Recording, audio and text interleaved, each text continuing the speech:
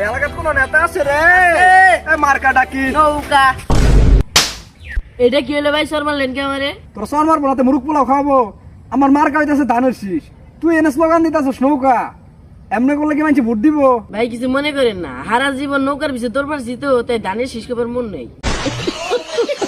আচ্ছা ঠিক আছে, তাহলে আমরা স্লোগান পাল্টা। চালো চালো লইলু সাহেবের কাছে যাই। জামাতের লোকের আগে যদি না পোষাবার পাই তাহলে তোরা হাত করা পারুম না। ইয়ে জামাতের লোকেরা ফোন দিয়ে বিকাশ নাম্বার নিতে আসি টেহা দিবার লিগে, আপনি আমার কি পাল্টা দিছেন? লটে আদিমনি তাড়াতাড়ি যাই না, প্রতীক লোক লাগবো না।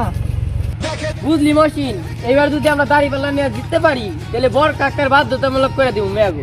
ভাই সব যদি বুরকাতে গাইকে হারান তাহলে আমরা দেখবো কি, যে সাইড দিয়ে একটু খালি রাখেন তাহলে আমরা দেখতে পারি। ওই ভালো কথা কো, আমরা কি ধানের শীষ নাকি রে? ইসলামিক কথা কো, তাহলে সেনা মানুষ ভোট দিব। আচ্ছা ভাই আর কমু না। আরে না কাজ চাই হুইনা যা, ইংনা কইবি নির্বাচন যাওয়ার পরে ইংনা কইলে তো মানুষ ভোট দিব না।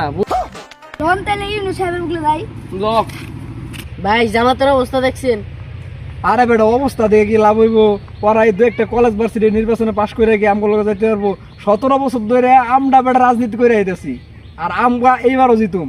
আমগর যে জিতুম এর মধ্যে কোনো মনে করলে সন্দেহ নাই গিয়া, বুঝছ না? দেখেন ভাই আঙ্গুনে কি কয়।